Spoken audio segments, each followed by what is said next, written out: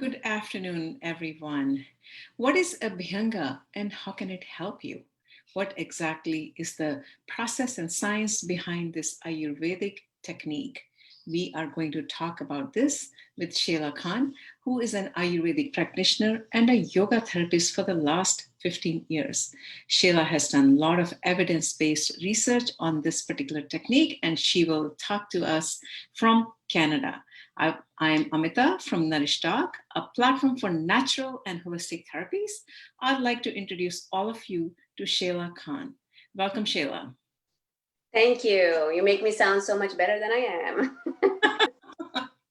I do want to say that these are educational sessions, so please don't take that as an advice. So with that, a lot of people probably don't know what Abhyanga is, Shehla. So let's just start with that, please. So Abhyanga is ancient Ayurvedic practice. I call it it's a self-care, like it says on the title. Oil massage is really big in Ayurveda in many procedures because, as many of you know, Ayurveda is literally means science, life science, and Abhyanga is one particular massage technique. There's many other massage techniques, like a massage therapist will work on you depending on the constitution, the ailment, and the effect you want. Abhyanga is a self oil application technique. So I want to make sure that I clear that up because a lot of people think it's a massage and they get that they're looking to release a body or something.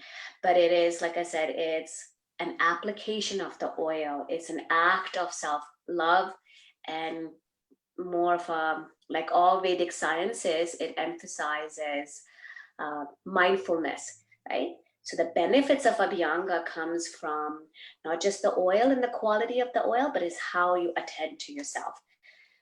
That's just a going around big definition of Abhyanga. And it means towards, anga means limb. So it means towards the limb. So you're bringing it based on the theory of not just Ayurveda, but all Vedic sciences, is that around the heart center, we have a unbound center, Hridaya. Heart center has unbounded energy. So we're bringing on the energy up towards the heart. From there, it goes back to our whole constitution, right? So it's like the definition. So all you're doing is applying very beautifully, lovingly, compassionately oil or herbal balms to yourself to nourish your whole mind, body, and to really connect with yourself. Okay. So traditionally, it is recommended that it's part of your daily hygiene, just like you brush your teeth and so on and so forth. It's part of a daily routine.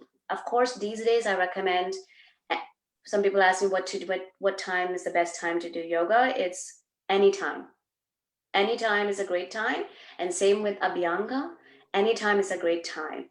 But traditionally, it was recommended that it's to be done in the morning before your yoga salutations or light exercise. So it's Abhyanga, then you bathe, then you do light exercises, because then the skin opens up, you can absorb more oil, so you enjoy lubricant joints. Then of course, you do some pranayama, meditation, and then breakfast. So that's an ideal morning according to Ayurveda. But I know we're all rushing for coffee early in the morning.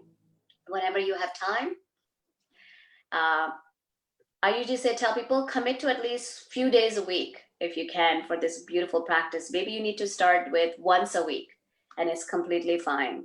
Okay, so that's what Abhyanga is. Okay. So you what are the benefits? Like you talked about try to do it every day. So one main thing, like as we know, is so from Ayurvedic perspective, it's from Ayurvedic theory, massage so application of the oil calms the nervous system, or what we call it vata dosha, which is, if you know Ayurveda, vata dosha is the element of this air, right? That means when you're feeling all frazzled, or if you're doing too much, which a lot of us are, and nervous system falls under vata dosha, or joints are also have air, so they tend to be dry. That's vata dosha. So for all of these, the oil application is recommended. And we all know that joints get abused quite a bit. Not only oil application has skin benefits on your skin, but it has great benefits for your joints. um, so it strengthens the skin. And also, if you look a little deeper at your anatomy, such as anatomy of nerves. I didn't put a picture up, but if you just imagine nerve, or if you Google a nerve, you'll see that nerves have myelin sheet, which is fat. And like attracts like in Ayurveda. That's one principle of Ayurveda. And so those nerves are actually longing for good quality fat. And we all know with research, this recent research, how important good fats are for our brain health, for our nervous system health. And skin is a large organ. So if you want to eat something, it's right away it gets absorbed, right, within a few minutes, right? So if you want to have a good quality oil in your system, ingestion, so just taking it orally is one. It has to go through the digestive system, but also putting it on your skin, you're absorbing it right into your bloodstream. Excuse me, allergies kicking in. You are also calming the nerves. You're literally feeding the nerves and that myelin sheet on the neurons, right? Also, it stimulates, and going back from the pranic, so the energetic model of yoga and Ayurveda, is that this act of love, so this putting application on your body of the oil, it energizes. We have a certain way of thinking of energizing ourselves, in a way of maybe taking a coffee, or some caffeinated drinks, or going for a run to boost the energy. But this does give you energy. Of course, you can't take my word for it. Yoga and Ayurveda is practice based. So I always tell people, you can read about it, how great the mango tastes like, but you will not know until you taste the mango, right? You can't, there's no poem, no article can tell you what a mango tastes like. You just have to taste it. Same thing with Ayurveda. This practice is, you just have to apply it and stick to it for a few. With practice, you're gonna feel the difference in yourself, which is your experience. What I have found, so growing up as a young girl, and also both times when I had kids, Abhyanga was, I've always done Abhyanga on myself, but also when I was young, my mom used to invite these ladies, and they would come over and we'll just lather us with oil daily, after school though, but it was a daily routine.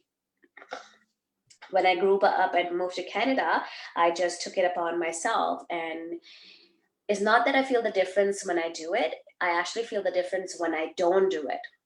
I don't know if it makes sense. You know what I mean? Like, I feel the absence of this practice in my life more than when I'm continuously doing it, because I've always done it. So if I go away somewhere and if I haven't done it, I feel like, oh my God, I feel a little edgy. Something doesn't feel right. And it's because I haven't been doing my oil application. Okay. That's actually fascinating what you just said. That because when I've gotten it done in Kerala, that's in India, and they have a certain procedure technique, the way they apply the oil on your body. It's a very rhythmic way, actually, the way they apply it. It's completely different than getting a generic oil massage, for that matter. Yes, yes. So what I was getting a generic oil massage, and growing up, I used to hate it because it would just rub your head and just, but And because you sit there like, and you have to do it. But I realized the need of it once I became a woman, and how it was the act of applying it when I did learn with Ayurvedic the proper technique. And now as a woman, it just makes me, it's such a sensual practice. So I'm going to share the practice with you as we go forward. But some of the things that I wrote on the benefits, such as balancing the endocrine system and things like that, is all this data, all this information is often out on the websites and things like that.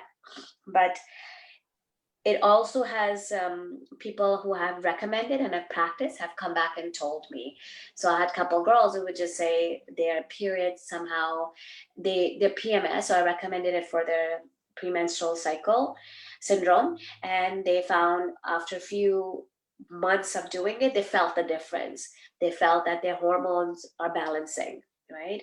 Equally, the nervous system for sleep, I usually recommend Ayurveda in the evening, because then you can just put it on Abhyanga. Sorry, I recommend Abhyanga in the evenings, and then you practice.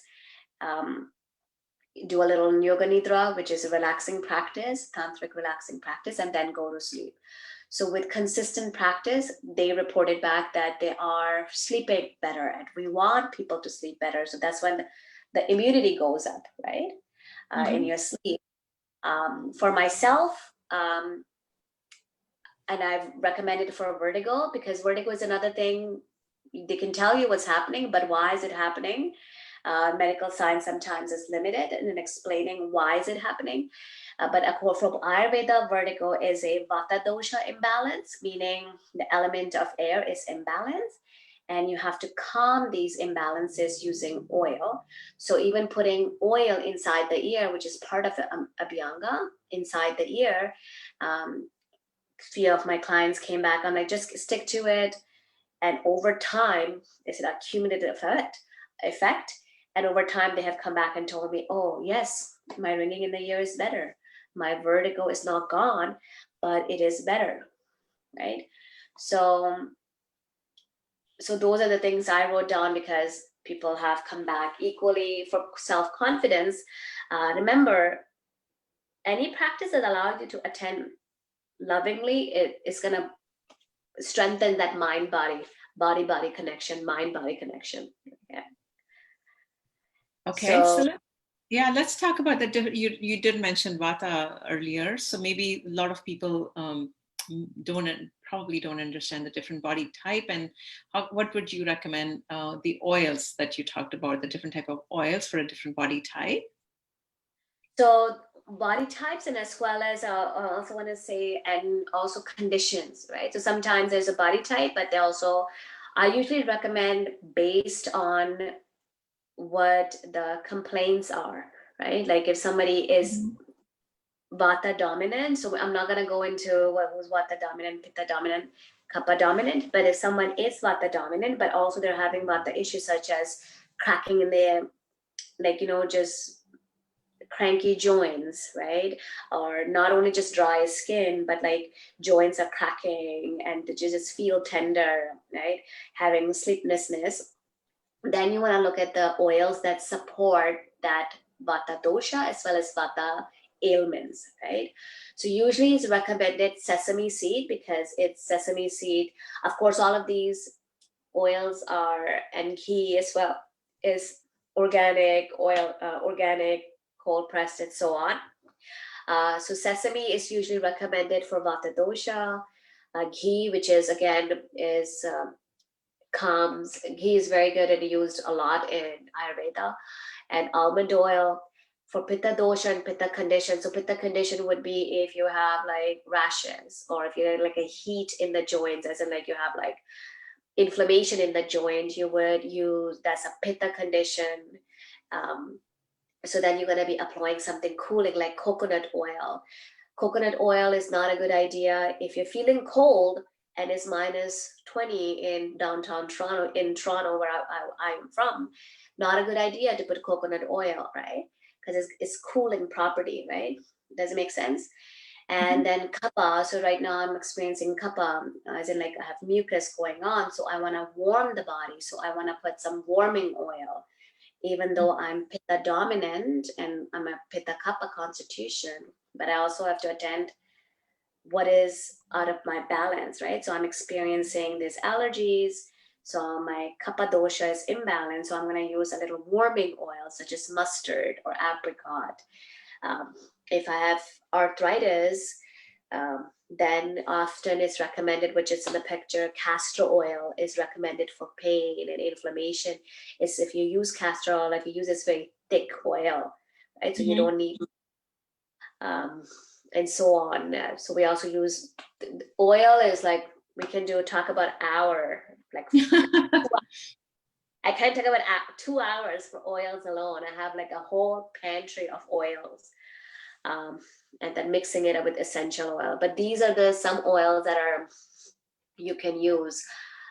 If you just want to keep one oil, we say at least have sesame seed oil, which is 3 doshik. So because vata is the element that we can get thrown off all the time, right? So you can never Okay. go wrong with calming your vata dosha. Yeah. Okay. No, no, this absolutely helps. So let's briefly talk about the technique as well. So the technique is quite simple, and so you want to make sure that you have a dedicated number one. I've been doing a so long. You have to have a dedicated clothing, okay? Because even after you wash it, the oil smell will stay if you're doing it quite some time. So I have dedicated. I have my I mostly wear shalwar kameez at home, so I will have my. I love shalwar. It's the most. So have dedicated pajamas or some house clothes that you don't want getting ruined. Have a towel. So it's recommended that you warm the oil. So if you're sometimes get lazy, which I do too. If you're not gonna warm the oil, it's fine. Just we don't microwave it. If you're gonna warm the oil, it has to be done with using a water bath, right? And then you, of course, you sit on a towel, or sometimes I do it in a bathtub so I don't spill. All you're doing is you take some oil, you start with the head. So if you just, it goes not crown, but it's about 4 finger distance away from your hairline. There's a spot. You start here and you pour some oil there and gently massage in circular manner, right? You don't have to rub the whole head. I'm just going to give you bare minimum on your crown. I like to go temple and also ears, because these days we're all using a lot of technology and phones, and all of these imbalances are vata dosha. So ears are very calming. There are many marma points, which are these acupuncture, acupressure points to say, let's say from Ayurveda. And so you massage there. Avoid the face, I say, if you have acne or your skin is sensitive to break out. But I do eyebrows, ears, and the head. Okay. And then neck, you go down. So like the Abhyanga, remember, it says towards the heart. So you go from earlobes down to the collarbone. Okay. And of course, you do chest at the heart. You can spend some time pouring some oil or just placing it gently, massaging abdomen in a clockwise manner. Okay.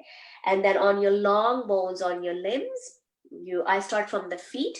So on the feet, on the long bones, you go upward. So long strokes upward. So I only do it 3 times. I take some oil, put it on my palms, because they're marma points and a lot of energy in the palms. You bring it upward strokes on your long bones, and on joints you do circular.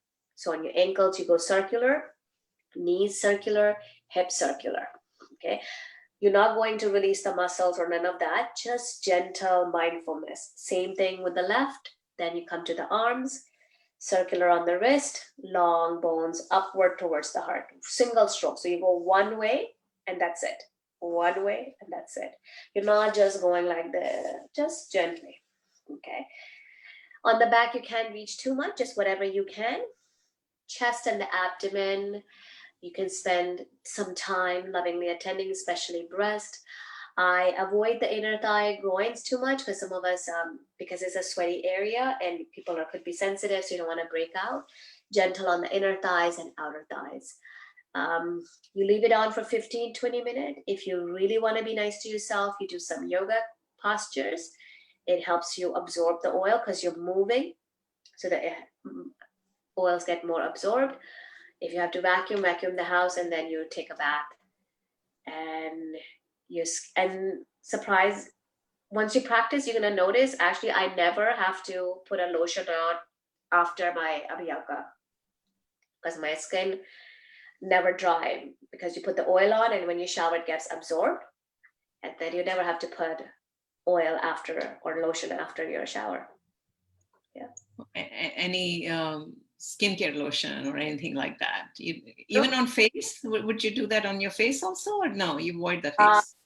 we can spend some time on the face next time, because I have Okay. quite a All right. So let's do that next time. Yes, absolutely. because Absolutely. the face has different care in Ayurveda, and a facial massage. I know face yoga is pretty big these days, which is not new in Ayurveda, but it's different oils. And also, your body has a different skin than your face. So obviously, there's a different routine for the face.